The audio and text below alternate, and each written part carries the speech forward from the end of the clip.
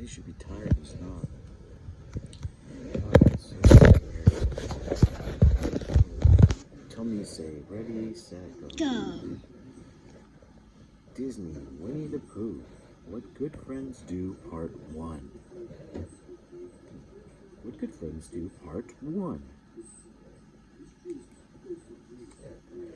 One night at the 100-acre woods, the nervous Piglet could not sleep. He lay in bed listening to the creepy noises all around him. Woozles and weasels and heffalumps. Oh, dear, Piglet said. I better just stay here until morning. Keep watch for the heffalumps, woozles, and all the other creatures that come out at night.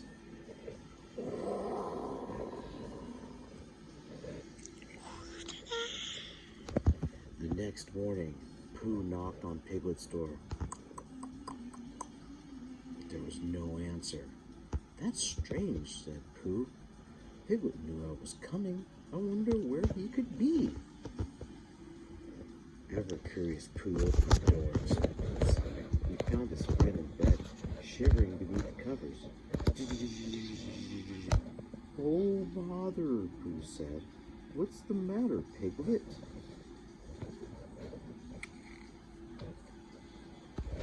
It's a loser, that's a heffalump. Oh, dear, said Piglet. Don't you hear it, Pooh? Pooh listened, but all he could hear were the birds chirping outside Piglet's window. I do hear it, said Pooh. It sounds lovely to me. Tweet, tweet, tweet, tweet. Not the birds, Pooh, said Piglet. It's the woozles and the heffalumps that set their traps inside my house. I know that I'm a bear, a very little brain, said Pooh. But I don't see anyone here except you and me, Piglet. How can that be? Asked Piglet. I'm sure they are here. Those creatures kept me up all night. Perhaps you were dreaming, said Pooh. Let's look around and make sure they're not here. That's a good idea. You see, Piglet, said Pooh, feeling relieved. There's nobody here but us. That's true now, Piglet agreed. But last night, we were all here. Perhaps a little smackerel of old honey will help, said Pooh. Good idea, said Piglet. Good idea. My rumbly-tumbly is grateful, said Pooh. Breakfast always helps me feel braver.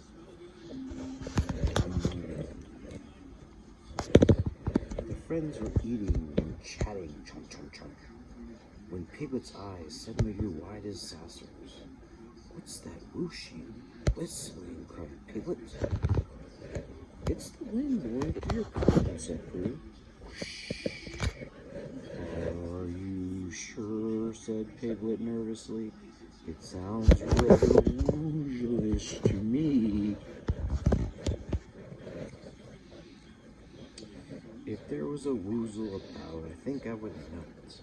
Now, perhaps a smackerel, more honey, and some tea would be nice, said Pooh hopefully. After Piglet put the kettle on and retrieved another honey pot, he heard a loud hiss. Ah, he cried. Pooh, do you hear that? Yes, Piglet. That would be the tea kettle, said Pooh.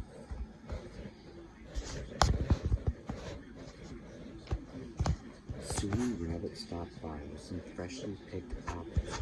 Are you ill? asked Rabbit, staring at Piglet's nightclothes. No, said Piglet. I'm too tired to explain. Just then a horrible banging and a clanging began. Clang, clang, bang, bang. Sending Piglet diving beneath a chair. I believe your pipes need some tightening, said Rabbit. My toolkit now will be back in a jiffy. Piglet crawled out slowly from underneath the chair and smiled sheepishly at Pooh. But before Pooh could say a word, they heard a plip, plop throughout the kitchen. Pooh went over to Piglet's sink and turned the faucet left and right. That should do the trick, he said. I do hope Rabbit hurries, said Piglet. All these noises are making me nervous. Pooh turned to his friend. I think I know a way to help Piglet. What if you pretend to be brave, even if you're really not? Piglet considered this. What good is pretending? There are heffalumps and woozles about. Well, Pooh said, perhaps you might get so busy being brave that you forget that you're pretending, and then you can go on being brave again. After Rabbit fixed the pipes, Pooh spent the rest of the noisy day at Piglet's. First it was drip, drip, drip of rain hitting the roof. Then it was Piglet's front door creaking and squeaking. Squeak, squeak, squeak, squeak, squeak. That night, Pooh checked the house carefully. Try to get some sleep now, Piglet, said Pooh. And remember what we talked about. Yes, Piglet said. I'm going to pretend to be brave. Maybe I'll even dream it. Piglet the Brave.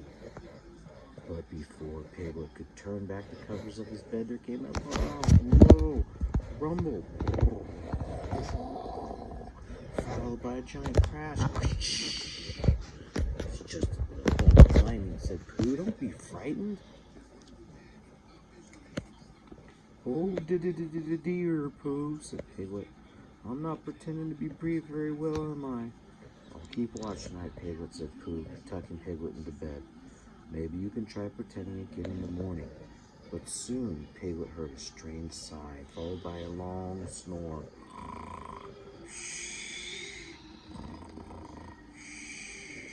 What could it possibly be? To be continued. Dun dun dun. When Piglet has trouble sleeping, over to help teach him how to be brave. The end.